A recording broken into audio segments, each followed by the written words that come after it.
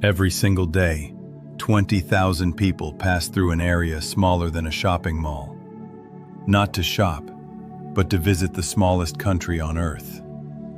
A country with its own currency, its own postal system, its own army, and its own laws. Yet, it has no hospitals where children are born. There are no permanent residents in the way other countries have them. And beneath your feet as you walk through its ancient halls, lie secrets that span 2,000 years.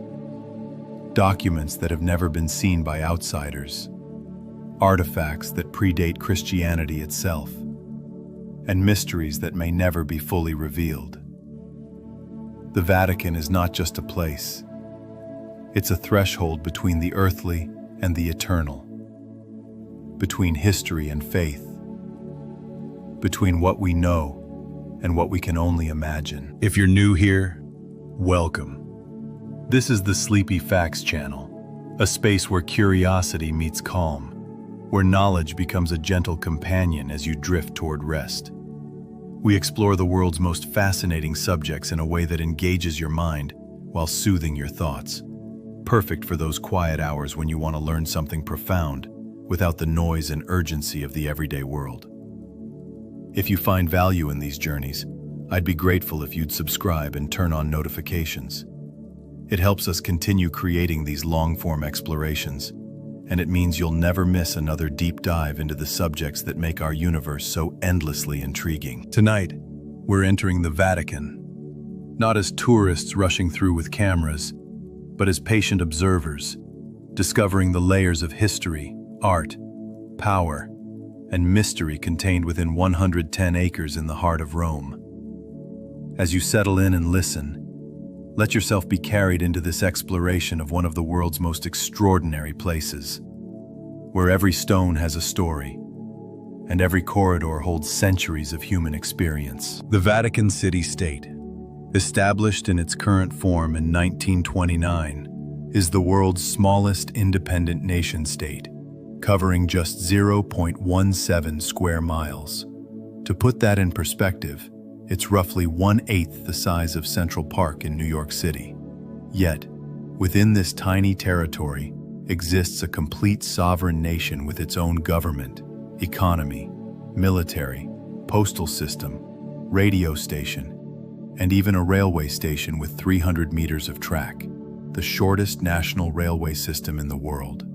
The entirety of Vatican City could fit inside Disneyland with room to spare, yet it wields influence far beyond its physical size. The name Vatican comes from the Latin Mons Vaticanus, meaning Vatican Hill, which was the name of this area long before Christianity existed.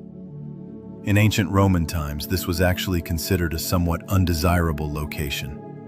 It was outside the city walls, marshy, and was used partly as a cemetery and partly as a site for Nero's circus, where chariot races and public executions took place. It was in Nero's circus that, according to tradition, St. Peter was crucified upside down around 64 AD. This execution of a simple fisherman on a hill outside Rome would eventually lead to the creation of the world's smallest country, nearly 2,000 years later. And here's something that makes the Vatican truly strange. It has a population of around 800 people, but only about 450 of them actually hold citizenship. Vatican citizenship is not based on birth or ancestry. It's entirely functional, granted to those who work for the Holy See and revoked when their service ends. This means there are no native-born Vatican citizens, and it's virtually impossible to become a citizen through any traditional means. You can't apply for citizenship, you can't marry into it, and you can't naturalize. The Pope himself is technically the absolute monarch, holding legislative, executive, and judicial power over this tiny theocracy. One of the last absolute monarchies remaining in the world. The Vatican's official language is Latin, a language that hasn't been spoken as anyone's native tongue for over 1,000 years. Latin remains the official language of the Catholic Church, and all official Vatican documents are issued in Latin. The Vatican even has a Latin ATM, where the instructions appear in Latin rather than modern languages. This preservation of a dead language serves a purpose beyond tradition. Latin is unchanging, which means that church documents written in Latin centuries ago can be read with the same meaning today. Modern languages evolve, meanings shift, but Latin remains frozen, a linguistic time capsule. The Vatican museums contain one of the largest and most significant art collections in the world, roughly 70,000 works, of which about 20,000 are on display. If you spent just 1 minute looking at each piece on display, it would take you over 2 weeks of continuous viewing, without sleep or breaks, to see everything. The collections span from ancient Egyptian and Etruscan artifacts to contemporary religious art, representing virtually every period of human artistic achievement. The museums occupy over 9 miles of corridors and halls, and you'd walk approximately 4 miles if you followed the entire standard route through the galleries. But the museums are only the visible tip of an enormous iceberg. Beneath the Vatican lie several layers of history, literally stacked upon each other. There's the modern Vatican City at ground level, the Renaissance and Baroque structures built in the 15th to 17th centuries, the medieval buildings beneath those, the early Christian structures beneath those, and at the deepest level, the ancient Roman necropolis, a city of the dead that predates Christianity. Excavations begun in the 1940s under St. Peter's Basilica revealed an entire street of Roman mausoleums, decorated with mosaics and frescoes, perfectly preserved beneath the church. This necropolis had been forgotten for over 1,000 years, sealed away and built over as Christianity transformed from a persecuted sect to the official religion of Rome. St. Peter's Basilica, the church that dominates Vatican City, took 120 years to build in its current form, from 1506 to 1626. The construction involved some of the greatest artists and architects of the Renaissance. Bramante, Raphael, Michelangelo, and Bernini all contributed to its design and decoration. The dome, designed by Michelangelo, remains the tallest dome in the world at 448 feet, though Michelangelo died before its completion and never saw his masterwork finished. The basilica can hold 60,000 people inside, and an additional 80,000 in St. Peter's Square outside, making it one of the largest church interiors in the world. Though technically it's not a cathedral, because it's not the seat of a bishop. The Pope's cathedral is actually St. John Lateran, elsewhere in Rome. The floor of St. Peter's Basilica contains markers showing the comparative lengths of other major churches in the world, a subtle demonstration of the basilica's supremacy. As you walk from the entrance toward the main altar, you pass brass lines embedded in the floor with inscriptions showing where other famous churches would end if they were overlaid on St. Peter's. It's a quiet assertion of authority, a reminder that this is the center of Catholic Christendom, the place where all other churches are measured. The Sistine Chapel, part of the Vatican Museum's complex, is perhaps the most famous room in the world. Its ceiling, painted by Michelangelo between 1508 and 1512, covers over 5,000 square feet with scenes from Genesis, including the iconic image of God reaching out to touch Adam's finger. But here's what most people don't realize. Michelangelo didn't want to paint it. He considered himself a sculptor, not a painter, and took the commission reluctantly, under pressure from Pope Julius II. He worked largely alone, lying on his back on scaffolding, paint dripping into his eyes, his neck cramped, for 4 years. The physical toll was so severe that he wrote a poem complaining about the work, describing how his body was contorted and how he could barely see. Yet the result is considered one of humanity's greatest artistic achievements. And this connects to something deeper about the Sistine Chapel. It serves a function beyond art appreciation. This is where the College of Cardinals meets to elect new popes in a process called a papal conclave. The cardinals are locked inside until they reach a decision, voting multiple times per day, with the ballots burned after each round. Black smoke from the chimney indicates an inconclusive vote. White smoke announces that a new pope has been elected. During a conclave, the cardinals sleep in temporary dormitories set up in Vatican buildings, and all communication with the outside world is forbidden. They deliberate and vote literally beneath Michelangelo's depiction of the creation and the Last Judgment, art that reminds them of the weight of their decision. The Vatican Library, formerly the Apostolic Vatican Library, is one of the oldest and most significant libraries in the world, containing roughly 1.6 million printed books and over 150,000 manuscripts and archival documents. Some of these manuscripts are utterly unique, the only surviving copies of ancient texts, letters from kings and emperors, papal bulls, illuminated medieval manuscripts of extraordinary beauty. The library has documents dating back to the 8th century and materials in virtually every written language. But accessing the library is not simple. It's not a public library. Scholars must apply for admission, demonstrate legitimate research purposes, and have appropriate academic credentials. Even then, they cannot browse.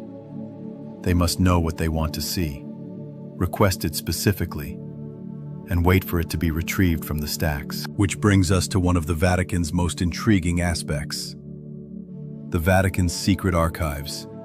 Though secret is somewhat misleading. The proper translation from Latin is actually private or personal rather than secret. These archives contain the historical records of the Holy See, over 1,200 years of documents, approximately 53 miles of shelving. The archives include everything from letters written by Michelangelo to records of Galileo's trial, from Henry VIII's request for marriage annulment to letters from Abraham Lincoln. Like the library, the archives are not open to casual visitors. Researchers must have qualifications, must request specific documents, and importantly, can only access documents that are at least 75 years old. More recent materials remain classified. The restriction on recent documents fuels speculation about what the Vatican might be hiding. Conspiracy theories abound. Secret gospels, evidence of alien contact, proof of miracles or their absence, documentation of scandals. The reality is likely more mundane. The restriction exists partly to protect living individuals' privacy, and partly because archival processing takes time. As documents age, more become available. In 2019, Pope Francis opened the archives related to Pope Pius XII, whose papacy during World War II had been controversial, allowing scholars to examine that period more thoroughly. The opening of these archives didn't reveal dramatic secrets. Mostly, it showed the complex, difficult decisions made during a catastrophic period in history. The Vatican Observatory, one of the oldest astronomical research institutions in the world, has been studying the heavens since the late 16th century. This surprises many people who associate the Catholic Church with opposition to science, particularly given Galileo's trial. But the Church has a long, complex relationship with astronomy. The Gregorian calendar, which most of the world uses today, was developed by Vatican astronomers in the 1580s to correct errors in the Julian calendar. The Vatican Observatory today operates telescopes in Italy and in Arizona, and Vatican astronomers are respected members of the international astronomical community. The Church's position, essentially, is that studying God's creation, the universe, is a form of worship, not a contradiction of faith. The Swiss Guard, the Vatican's military force, consists of about 135 soldiers, making it one of the smallest armies in the world. They're recruited from Swiss Catholic men aged 19 to 30, must be at least 5 feet 8 inches tall, and must complete military training in Switzerland before serving. The tradition of Swiss guards protecting the Pope dates back to 1506, when Pope Julius II hired Swiss mercenaries, who were renowned as the best soldiers in Europe. The guards' colorful Renaissance uniforms, striped in blue, red, orange, and yellow, are often attributed to Michelangelo, though this is likely myth. Beneath the ceremonial appearance, the Swiss Guard are highly trained soldiers who protect the Pope and the Vatican, using modern weapons and security techniques. The most famous incident in Swiss Guard history occurred on May 6, 1527, during the sack of Rome, when troops of the Holy Roman Emperor attacked the city. Of the 189 Swiss Guards on duty, 147 died protecting Pope Clement VII, holding their positions while the Pope escaped to safety through a secret passage. The remaining 42 guards accompanied the Pope to the fortress of Castel Sant'Angelo, where they defended him during a lengthy siege. This sacrifice is commemorated annually, and new Swiss Guard recruits take their oath on May 6th each year. The Vatican has its own pharmacy, officially called the Vatican Pharmacy, but known locally as the Farmacia Vaticana. It's one of the busiest pharmacies in the world relative to its size, serving not just the Vatican's residents, but also thousands of employees and a privileged group of Roman citizens who have permission to use it. The pharmacy is famous for having medications that are difficult to obtain elsewhere, often at lower prices than in Italian pharmacies. It's become somewhat legendary, with people going to great lengths to obtain permission to use it. Vatican City has the highest crime rate per capita in the world. Before you imagine a violent theocracy, understand that this statistic is deeply misleading. With a population of around 800 and millions of visitors annually, the crimes, almost entirely pickpocketing and petty theft committed by tourists against other tourists, create an absurdly high per capita rate. There's virtually no violent crime, and the Vatican has its own police force, the Corpo della Gendarmeria, which handles security and law enforcement. Serious crimes are extremely rare and often involve financial scandals rather than violence. The Vatican Bank, officially the Institute for Works of Religion, Istituto per le Opere di Religione, or IOR, has been controversial for decades. Established in 1942 to manage the Vatican's financial assets and handle banking for clergy and religious institutions, it has been implicated in various scandals involving money laundering, questionable transactions, and connections to organized crime. The bank operates with a level of secrecy that has made it difficult to oversee, though recent popes have attempted reforms. The Vatican Bank's operations raise fundamental questions about transparency, accountability, and the intersection of spiritual and temporal power. The Vatican's relationship with money is complex and sometimes contradictory. The Church preaches poverty and humility, yet the Vatican possesses immense wealth, priceless art, valuable real estate, financial investments. This tension has existed for centuries and has been a source of criticism and scandal. The Church's defense is that these assets belong to the Church itself, not to individuals, and that they serve the Church's mission of evangelization and charity. The Vatican does engage in significant charitable work, funding schools, hospitals, and relief efforts worldwide. But the optics of a small city-state possessing treasures while preaching about the poor remain problematic. The Vatican operates its own postal service, which issues its own stamps and employs about 50 people. Remarkably, the Vatican Postal Service is more efficient than Italy's.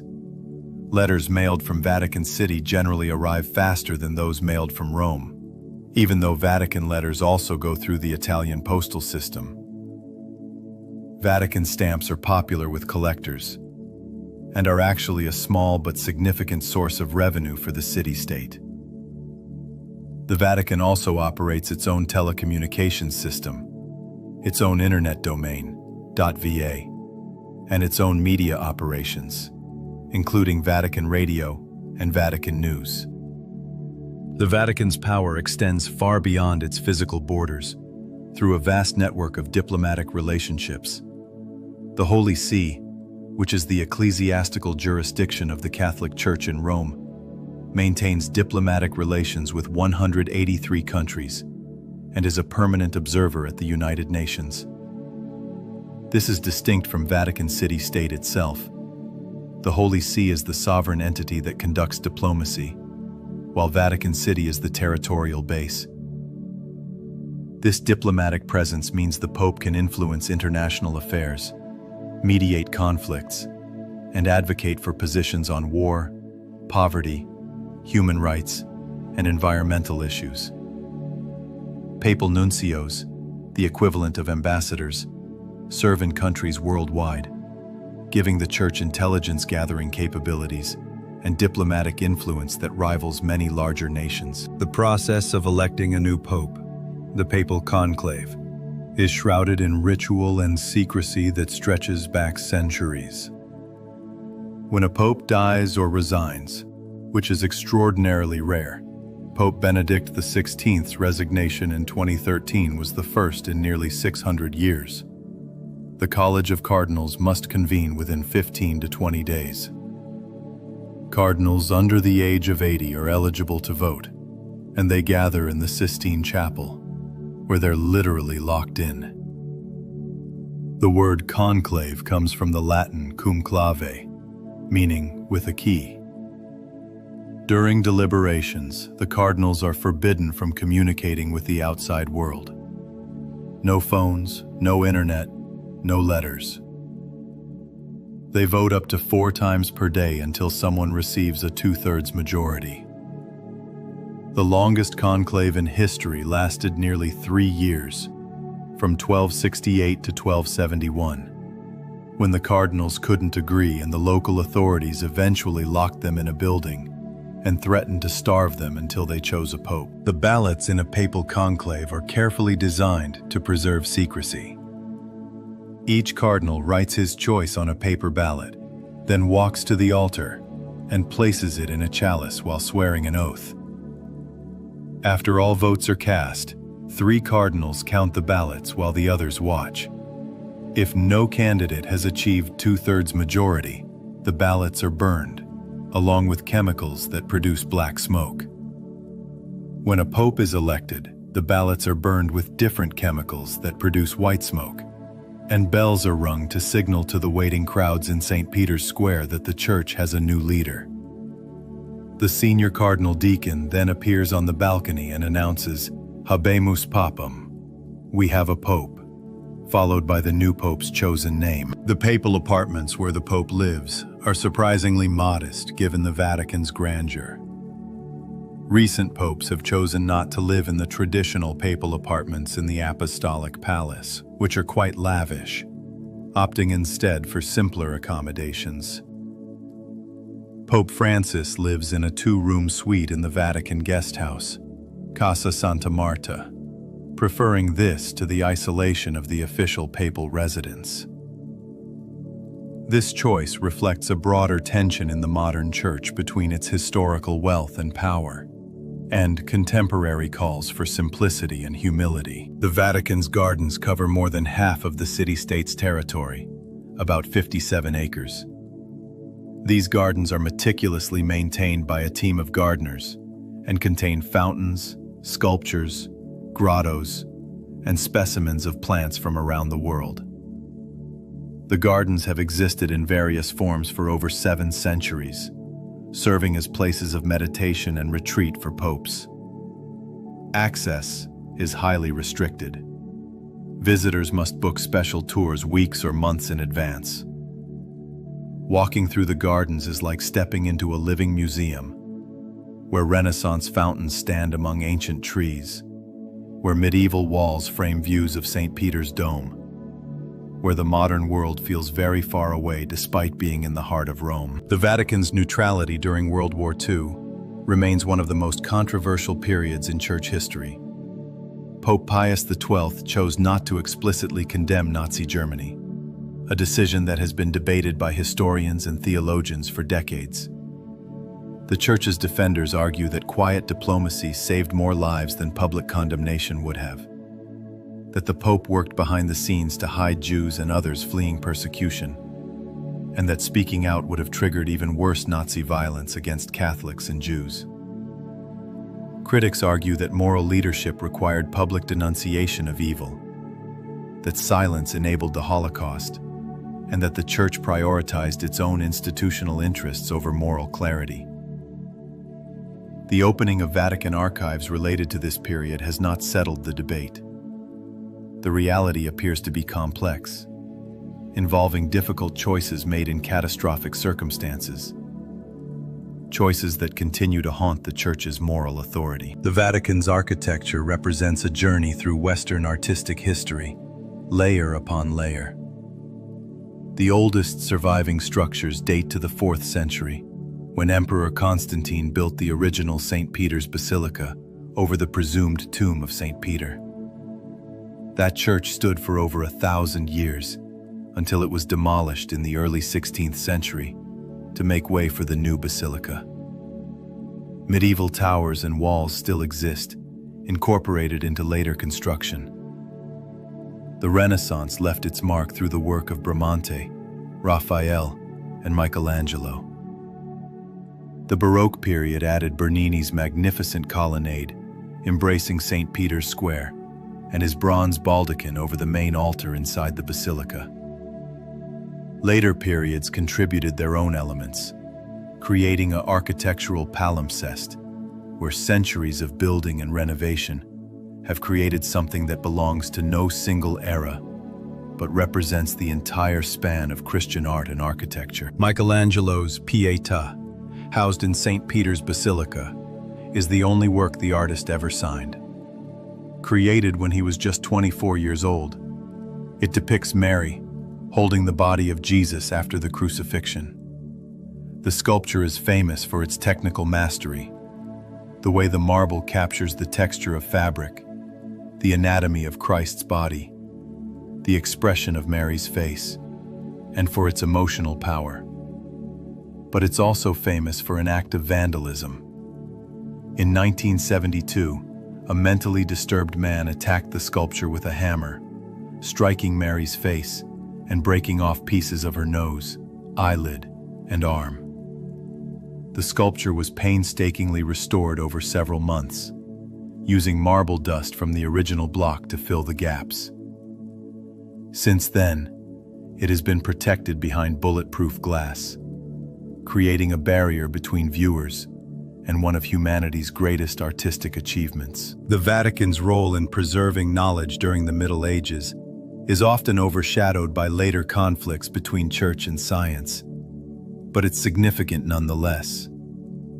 Monasteries connected to Rome maintained scriptoria where monks copied ancient texts.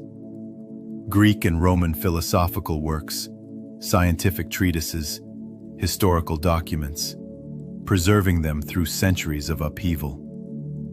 Many classical texts survived only because medieval monks considered them valuable enough to copy and preserve, even when the church didn't fully approve of their content. Without this preservation effort, much of ancient knowledge would have been lost. The Vatican Library today contains some of these medieval copies, the oldest surviving versions of texts that would otherwise have disappeared. The Apostolic Palace, the Pope's official residence, contains the papal apartments, various Vatican offices, the Vatican museums, and the Sistine Chapel. It's essentially a city within a city, with over 1,000 rooms, numerous chapels, and vast art collections. Navigating the palace requires intimate knowledge of its layout, its corridors and staircases connecting different wings built in different centuries.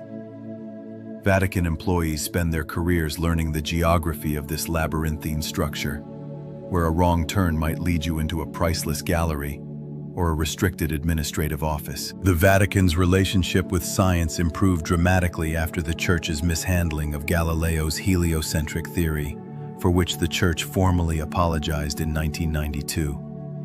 359 years after his trial, the Church now officially accepts evolution, the Big Bang Theory, and other scientific findings as compatible with faith. interpreting Genesis as theological truth rather than literal scientific history. Pope Francis has stated that evolution and the Big Bang are not inconsistent with Catholic teaching, and that God is not a magician with a magic wand.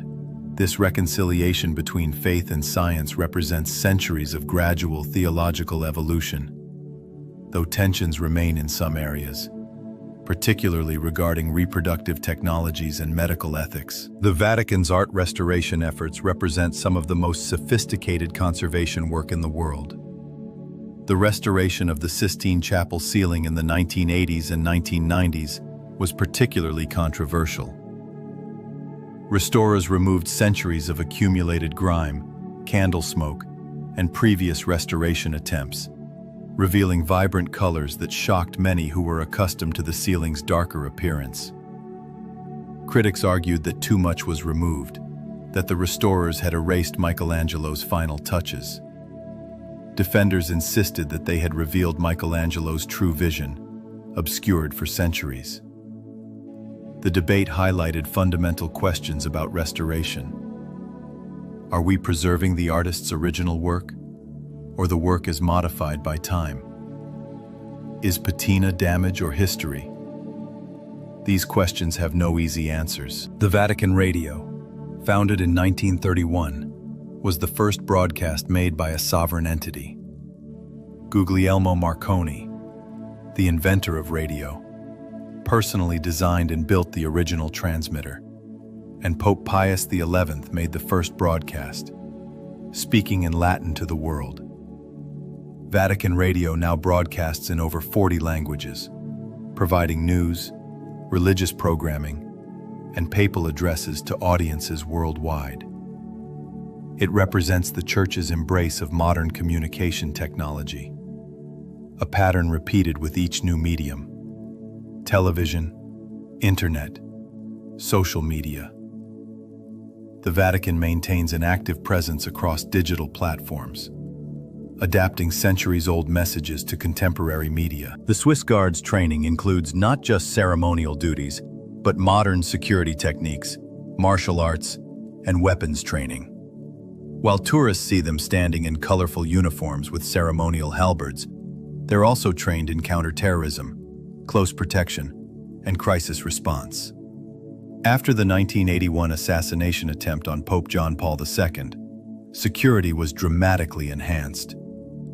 The Guards now work alongside Vatican gendarmerie and Italian security forces, using surveillance systems, metal detectors, and intelligence gathering. The juxtaposition of Renaissance costumes and modern security equipment captures the Vatican's existence across multiple time periods simultaneously. The Vatican's archives contain approximately 600 collections, organized by papal reign, with documents spanning from the 8th century to the present. The archive building itself has sophisticated climate control to preserve delicate parchment and paper, underground storage vaults, and strict protocols for handling materials. Scholars who've spent years researching in the archives describe finding documents that rewrite aspects of history, that reveal previously unknown correspondence, that challenge accepted narratives. But they also describe frustration. The archive's organization follows its own logic. Finding specific documents requires detective work, and the sheer volume of material means that most of it has never been thoroughly examined. The process of declaring someone a saint has evolved significantly over centuries. In the early church, saints were declared by popular acclaim and local bishops. The current process, codified over centuries and reformed in the 20th century, involves extensive investigation. The cause must be opened, usually at least 5 years after the person's death. Investigators examine the candidate's life, writings, and reputation for holiness. If approved, the candidate becomes venerable. The next step requires proof of a miracle attributed to the candidate's intercession, usually a medically inexplicable healing. This makes the candidate blessed. A second miracle is required for full sainthood. The process can take decades or even centuries, and involves historians, theologians, and medical experts. It's a fascinating intersection of faith and evidence, where the Church attempts to apply rigorous standards to supernatural claims. The Vatican Museum's collection includes works that have nothing to do with Christianity or European art. Ancient Egyptian artifacts, Etruscan bronzes, ethnological collections from missionary territories, contemporary art from around the world. This reflects the Church's historical role as a global institution and collector. Some of these items were acquired ethically, given as diplomatic gifts or legitimately purchased. Others were acquired through colonialism and imperialism, raising questions about repatriation. The Vatican has occasionally returned items, bones of saints to their countries of origin, for example, but largely maintains that its collections serve educational and spiritual purposes and are better preserved in Vatican care. The underground spaces beneath the Vatican extend far beyond the excavated necropolis. There are storage areas, archives, utility corridors, and spaces that haven't been fully explored or excavated. Medieval and Renaissance construction didn't clear previous structures.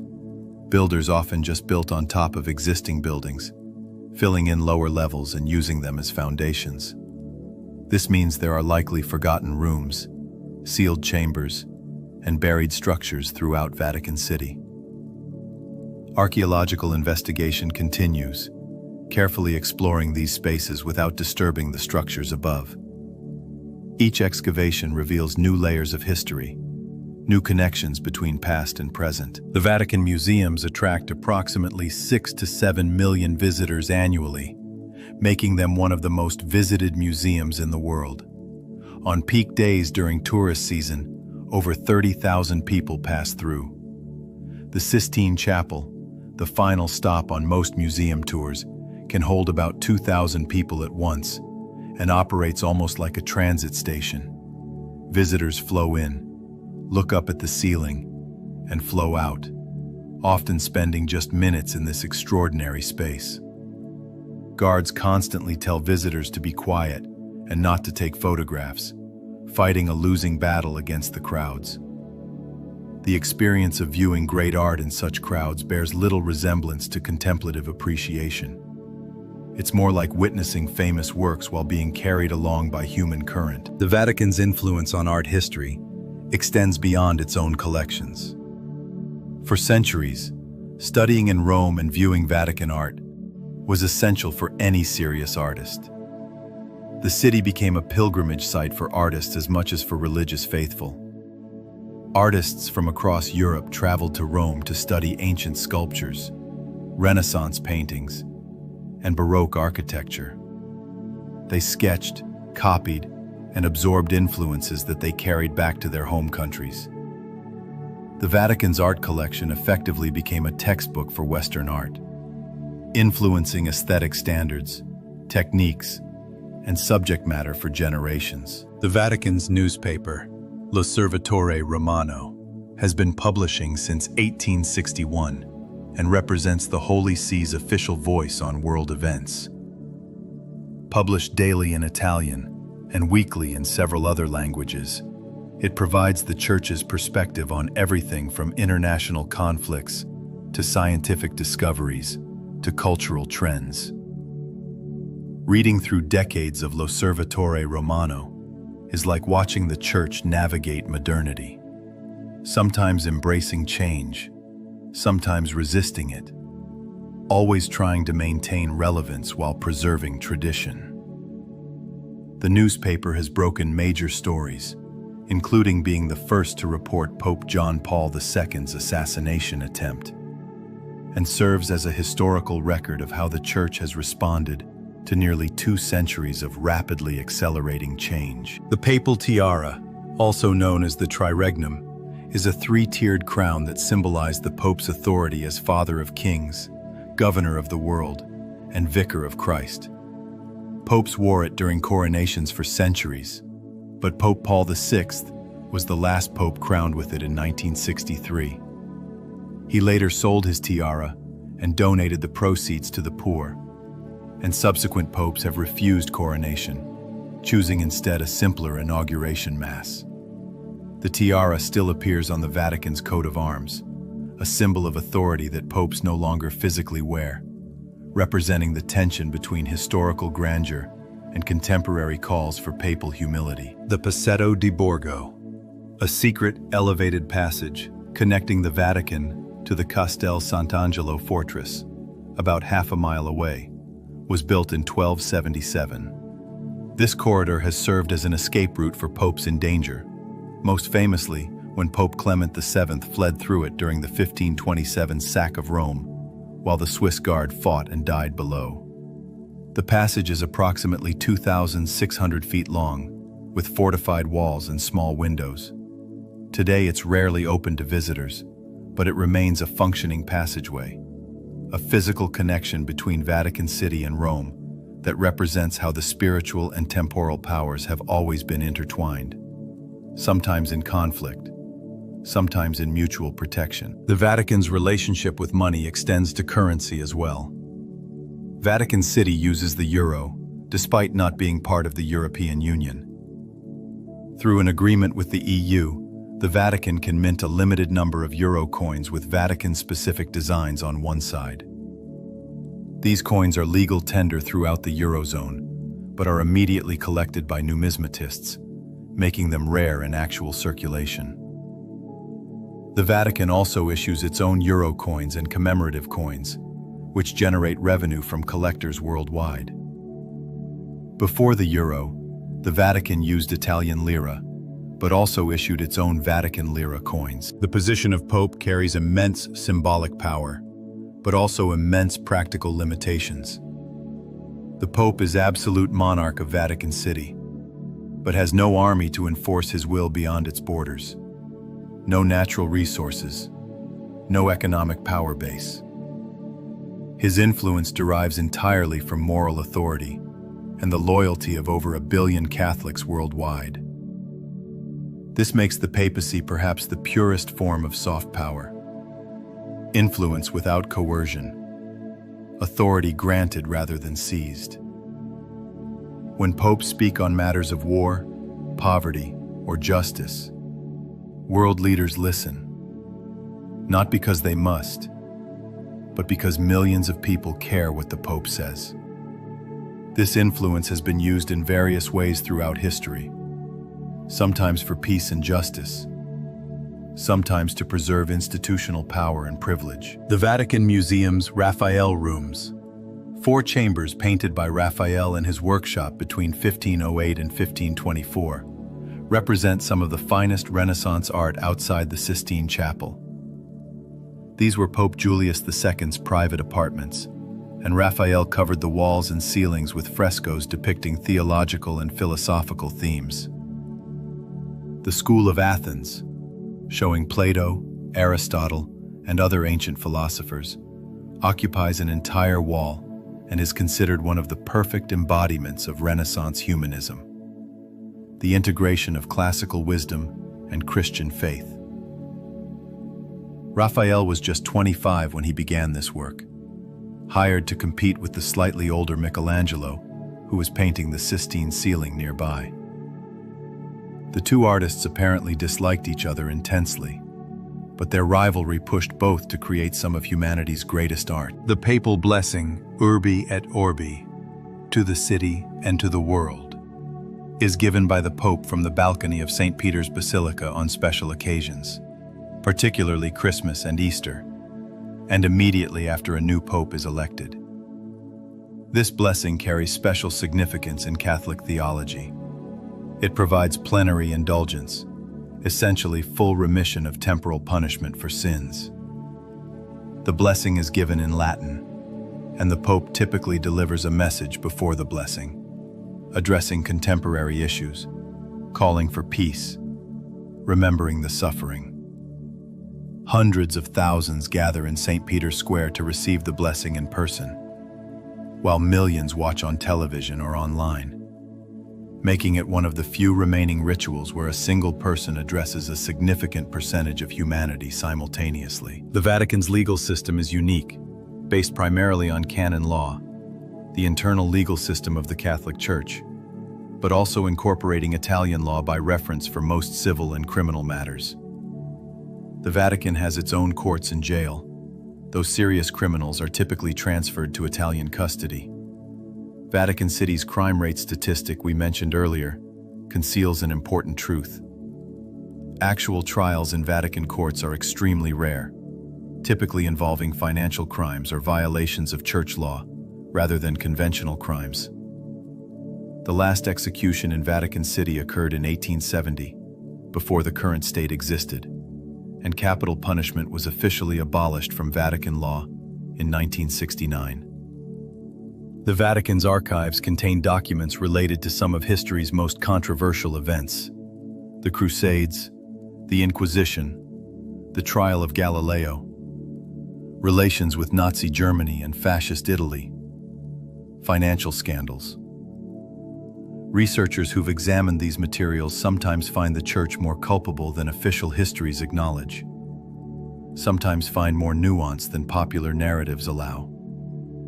The archives don't reveal simple truths, but rather the complexity of historical actors, making difficult decisions with limited information and competing pressures. The documents humanize the Church's decision-makers, showing them as people navigating impossible situations, sometimes courageously, sometimes with moral failure, usually with a mixture of both. The concept of papal infallibility, often misunderstood, doesn't mean the Pope is always right about everything. It's a specific theological doctrine defined in 1870, stating that when the Pope speaks ex cathedra, from the chair of Peter, on matters of faith and morals, intending to bind the whole Church, he is preserved from error by the Holy Spirit. This power has been invoked very rarely, perhaps only twice since the doctrine was defined: the Declaration of the Immaculate Conception and the Assumption of Mary. Most papal statements, including encyclicals and regular teachings, don't meet the strict criteria for infallibility. The doctrine reflects the Church's need for authoritative resolution of theological disputes, but also the reluctance to claim absolute certainty on most matters. The Vatican's gardens contain a helipad, installed in 1976, allowing the Pope to travel quickly to Rome's airports or to the papal summer residence at Castel Gandolfo. The helipad's presence, a thoroughly modern convenience in an ancient setting, symbolizes the Vatican's existence across time periods. A medieval garden contains Renaissance fountains, Baroque sculptures, modern helicopter facilities, all within view of buildings spanning 2 millennia. This compression of history into a tiny space makes Vatican City feel almost dreamlike, as if different eras exist simultaneously rather than sequentially. The process of beatification, the step before sainthood, requires proof of a miracle attributed to the candidate's intercession. The Church investigates these miracles with surprising rigor, consulting medical experts, requiring extensive documentation, looking for alternative explanations. For medical miracles, which constitute the majority, the Church typically requires that the healing be instant, complete, lasting, and scientifically inexplicable. Doctors, often non-Catholic specialists, are asked to testify whether the healing can be explained by known medical science. If they cannot explain it, and if the healing followed prayer to the specific candidate, the Church may accept it as miraculous. This process attempts to apply scientific standards to supernatural claims, an inherently difficult task that critics view as impossible and defenders see as appropriately cautious. The Vatican's relationship with modern technology has evolved from suspicion to embrace. Early Church responses to printing, photography, film, and broadcasting often involved concern about these technologies' effects on morality and faith. But the Church eventually recognized media's evangelization potential. Vatican radio was cutting edge in 1931. The church now maintains websites, social media accounts, mobile apps, and streaming services. Pope Francis has millions of Twitter followers and has been called the most followed world leader on social media. This technological embrace represents a pragmatic recognition that the church must meet people where they are, and increasingly, people are online. The Sistine Chapel's altar wall features Michelangelo's Last Judgment, painted nearly 30 years after he completed the ceiling. This massive fresco depicts Christ's second coming and the final judgment of souls. It's darker, more somber than the ceiling, reflecting both Michelangelo's aging and the changing religious atmosphere during the Counter-Reformation. Originally, many figures in the Last Judgment were nude, reflecting Renaissance artistic ideals. But the Council of Trent, responding to Protestant criticism of Catholic art's sensuality, demanded modesty. After Michelangelo's death, artist Daniele da Volterra was hired to paint drapery over the nudity, earning him the nickname Il Bragattone, the breeches maker. Later restorations have revealed some of the original nudity, but much remains covered, a permanent record of changing attitudes toward the human body and sacred art. The Vatican's musical traditions include the Sistine Chapel Choir, which has existed in various forms for over 500 years. The choir traditionally sang without instrumental accompaniment, and Renaissance composers like Palestrina wrote specifically for this ensemble, creating music designed for the chapel's unique acoustics. The choir was famously composed of adult men and castrati, boys castrated before puberty to preserve their high voices. This practice, horrifying to modern sensibilities, continued until the early 20th century.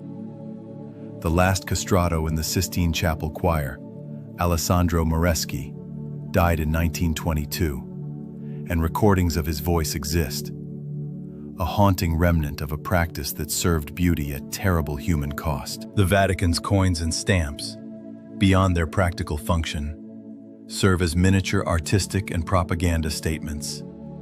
The designs celebrate saints, commemorate anniversaries, promote papal messages.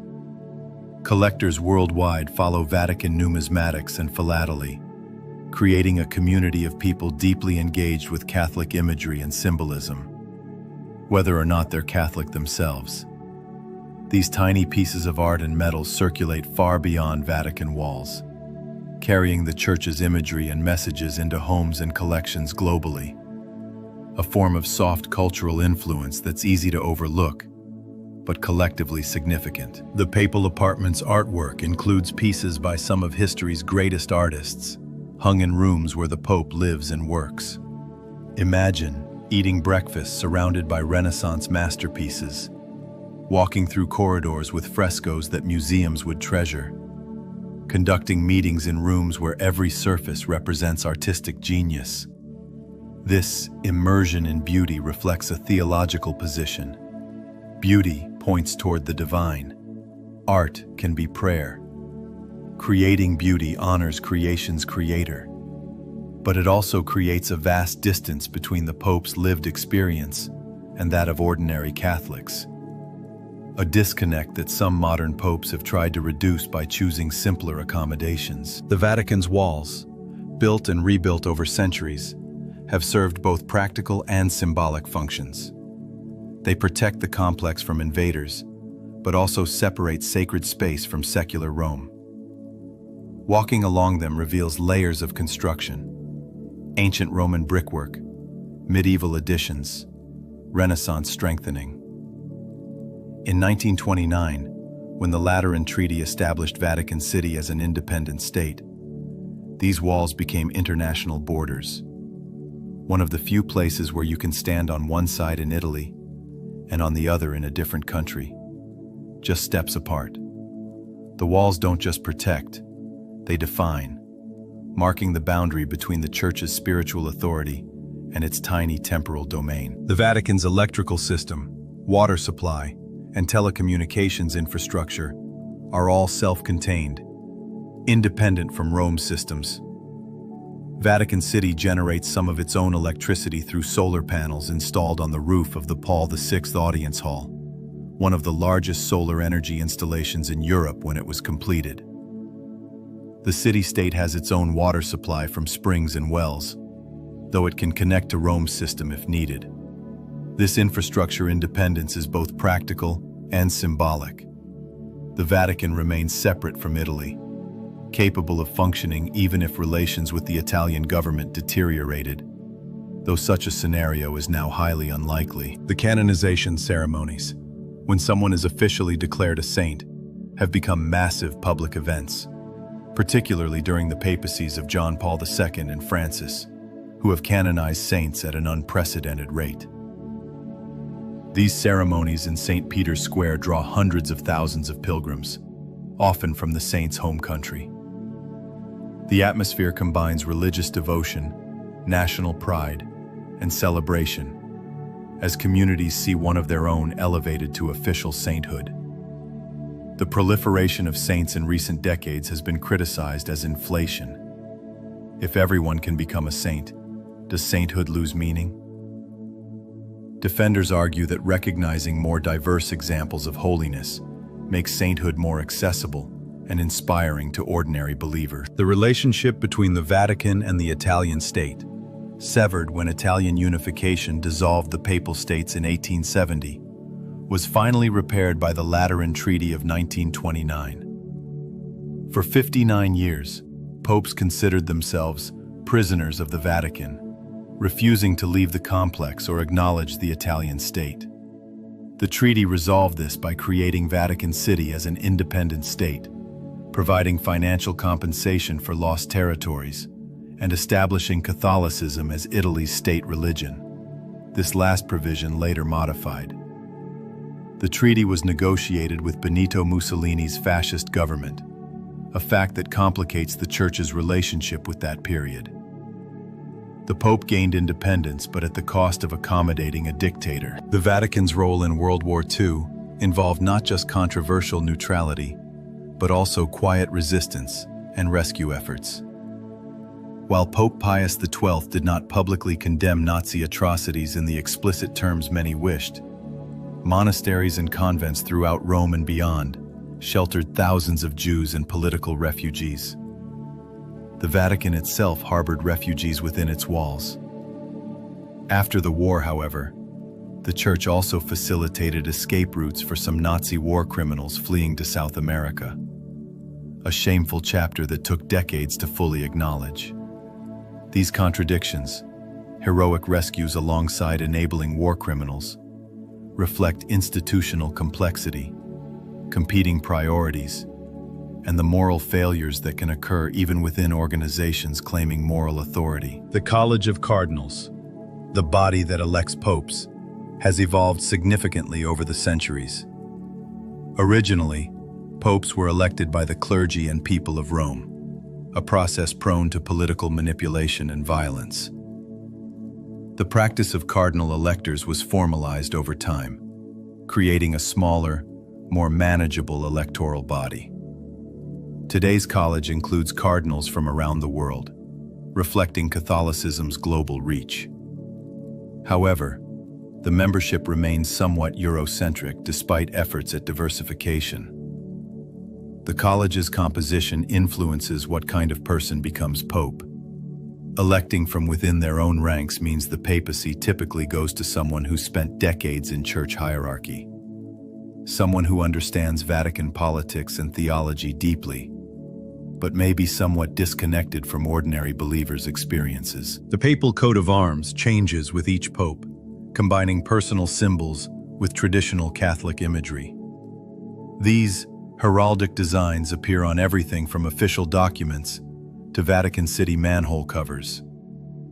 Pope Francis's coat of arms includes the IHS Christogram, a star representing Mary, and a nard flower representing Saint Joseph, simpler and more personal than some predecessors' elaborate designs. These symbols, medieval in origin but still meaningful today, represent the continuity of tradition, even as individual popes bring their own emphases and personalities to the office. The Vatican's conservation efforts extend beyond art to the preservation of languages. The Vatican supports the study and preservation of ancient languages like Latin, Aramaic, and Ancient Greek. There's a recognition that preserving these languages preserves access to original religious texts, philosophical works, and historical documents that shaped Western civilization. The Vatican's various language institutes and scholarly programs keep these dead languages alive in an academic sense, ensuring that future generations can read ancient texts in their original languages, rather than relying solely on translations. The underground parking garage beneath Vatican City, built in 1999, is one of the largest in Rome, accommodating about 2,000 vehicles. Its construction required extensive archaeological survey to ensure important artifacts weren't destroyed. This thoroughly modern facility, hidden beneath centuries-old buildings, exemplifies how the Vatican maintains contemporary functionality while preserving historical appearance. Visitors see ancient squares and Renaissance palaces, unaware of the parking garage, climate control systems, electrical substations, and other infrastructure hidden below ground or behind walls. The process of designing and creating modern papal regalia continues ancient craft traditions.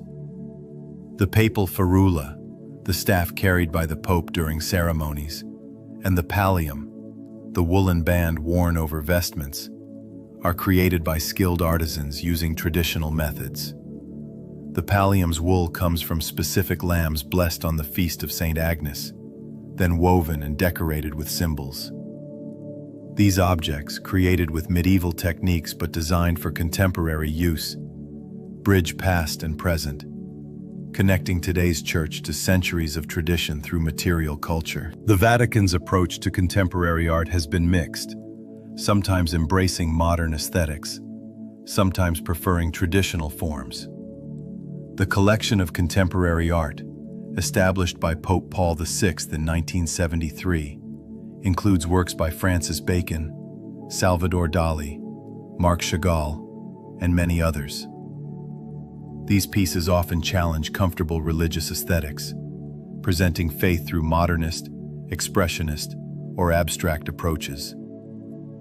Including contemporary art acknowledges that religious expression evolves, that new artistic languages can convey spiritual truths. But it also creates tension with those who prefer traditional religious imagery, who see modern art as irreverent or incomprehensible. The Vatican's observatory, now based partly in Arizona, operates the Vatican Advanced Technology Telescope on Mount Graham. This location was chosen for its excellent viewing conditions, but has been controversial because the mountain is sacred to some Native American groups, particularly the Apache. The church's presence there represents both its commitment to scientific research and the ongoing impact of colonialism, where Western institutions claim sacred indigenous spaces for their own purposes. The controversy hasn't been resolved. The telescope continues operating while Native groups continue protesting, an uncomfortable reminder that the Catholic Church's global reach sometimes conflicts with indigenous sovereignty and sacred traditions. The papal resignation of Benedict XVI in 2013 created an unprecedented situation. Two men, alive simultaneously with legitimate claim to the title Pope, one reigning and one emeritus. This raised practical and theological questions. What authority does a former pope retain? How should he be addressed? Where should he live? Benedict chose to remain in Vatican City, wearing white but without papal insignia, calling himself Pope Emeritus. This arrangement works only through goodwill and Benedict's deference to his successor. Future papal resignations, which may become more common as popes live longer, will need clearer protocols to prevent confusion or conflict between reigning and former popes. The Vatican's relationship with sexuality has evolved slowly and remains controversial. Official teaching prohibits contraception, holds homosexual acts as sinful, while affirming the dignity of LGBTQ persons, and maintains that priests must be celibate. These positions increasingly conflict with many Catholics' beliefs and practices. Surveys consistently show most Catholics in developed countries disagree with church teaching on contraception and LGBTQ issues. This creates a tension between institutional teaching and lived reality, between theological principle and pastoral care. Pope Francis has made more welcoming statements toward LGBTQ individuals, while maintaining doctrinal positions, attempting to bridge this divide without satisfying either conservative or progressive Catholics fully. The scandals involving clergy sexual abuse have devastated the Church's moral authority and revealed systemic failures in leadership. The Vatican's response has evolved from denial and protection of perpetrators to acknowledgement and reform, but too slowly for many victims and advocates. The Church's hierarchical structure, culture of secrecy, and prioritization of institutional reputation over victims' welfare all contributed to the crisis. Addressing it requires not just policy changes, but cultural transformation within the Church, shifting from protecting the institution to protecting the vulnerable. This transformation is ongoing, incomplete, and remains one of the greatest challenges facing the contemporary Church. The Vatican's publishing house, Libreria Editrice Vaticana, publishes papal documents, theological works, and the official catechism of the Catholic Church. These publications represent authoritative Church teaching, carefully reviewed and approved at the highest levels. The act of publishing, making teaching widely available, reflects both the Church's magisterial role and its recognition that authority requires communication. In earlier centuries, Church teaching was less accessible to ordinary believers. Today, papal encyclicals and church documents are available online in multiple languages, making official teaching more democratized, even as the Church's hierarchical authority structure remains unchanged. The Vatican's diplomatic efforts have sometimes contributed to peace and justice, sometimes failed spectacularly. The Church's role in helping end communism in Poland through support of solidarity, its mediation in the Beagle Channel dispute between Chile and Argentina, its advocacy for the poor in Latin America, these represent successful diplomatic interventions. But the Church's agreements with authoritarian regimes, its silence during genocides, its prioritization of institutional interests over human rights, these represent failures. The Church's diplomatic activity reflects the same mixture of idealism and pragmatism, principle and compromise, that characterizes all diplomacy. But the Church's claim to moral authority makes its compromises particularly troubling. The tradition of pilgrimages to Rome, particularly for Jubilee years, brings millions of additional visitors beyond normal tourist traffic. Pilgrims seek indulgences, special blessings, and the experience of visiting the center of Catholicism. During Jubilee years, declared every 25 years, with occasional extraordinary jubilees between, Rome's infrastructure strains under the influx. Hotels fill, transportation systems overcrowd, and St. Peter's Basilica sees endless lines. For pilgrims, these difficulties are part of the experience. Sacrifice and discomfort have always been elements of pilgrimage. But it also raises questions about whether spiritual experience can survive mass tourism, whether the sacred can coexist with the commercial. The Vatican's approach to interfaith dialogue has evolved significantly, particularly after the Second Vatican Council in the 1960s. The Church shifted from viewing other religions primarily as competitors or errors to recognizing genuine truth and holiness in other traditions. The Pope now regularly meets with leaders of other faiths, participates in interfaith prayer services, and issues statements affirming common ground. But boundaries remain. The Church still believes Catholic faith offers the fullest revelation, still seeks converts, still maintains exclusive truth claims even while respecting other traditions. This tension between openness and particularity, between dialogue and evangelization, continues to shape the Church's relationships with other religions. The Vatican Museum's Egyptian collection includes mummies, sarcophagi, and artifacts spanning thousands of years of ancient Egyptian history. These objects, acquired through purchase and donations over centuries, represent the Church's historical interest in ancient civilizations and their relationship to biblical history. But they also raise questions about cultural heritage. Should these objects remain in the Vatican, or should they be returned to Egypt? Similar questions apply to the Etruscan, Greek, and other collections. The Vatican argues it preserves these items better than origin countries might, and makes them accessible to global audiences. Critics note this argument has historically justified colonialism, and that cultural heritage belongs to descendant communities. The Swiss Guard recruitment process is lengthy and selective. Candidates must be Swiss, Catholic, male, single, between 19 and 30, have completed Swiss military training, and be at least 174 centimeters tall. They must commit to at least 2 years of service, though many serve longer.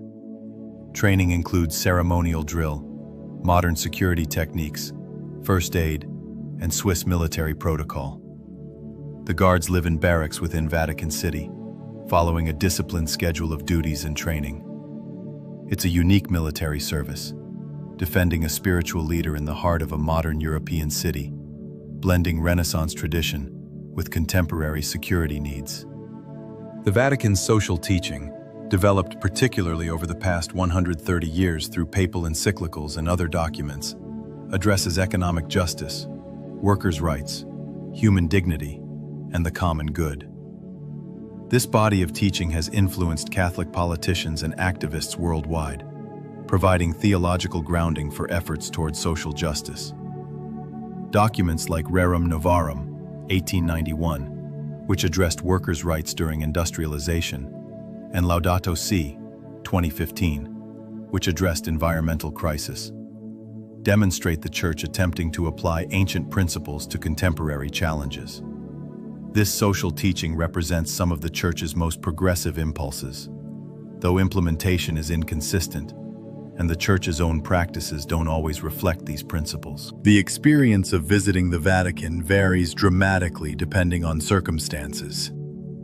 Attending a papal audience, with thousands of pilgrims gathering in St. Peter's Square or the Paul VI Audience Hall, creates communal energy and religious fervor.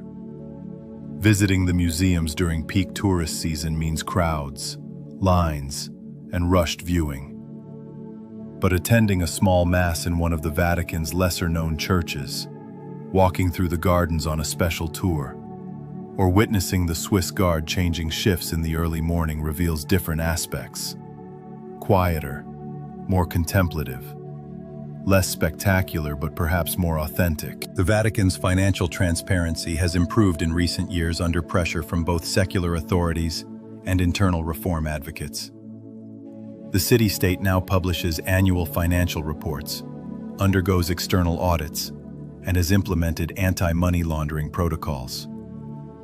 These changes reflect both moral pressure to operate ethically and practical pressure from international banking systems that won't tolerate opacity. But transparency remains incomplete. Some Vatican finances, particularly those related to property holdings and investments, remain murky. Complete transparency might compromise diplomatic relationships or reveal embarrassing details, creating tension between demands for openness and institutional interests. The theological concept underlying Vatican City's existence is that the Pope requires temporal sovereignty to exercise spiritual authority without interference from secular powers.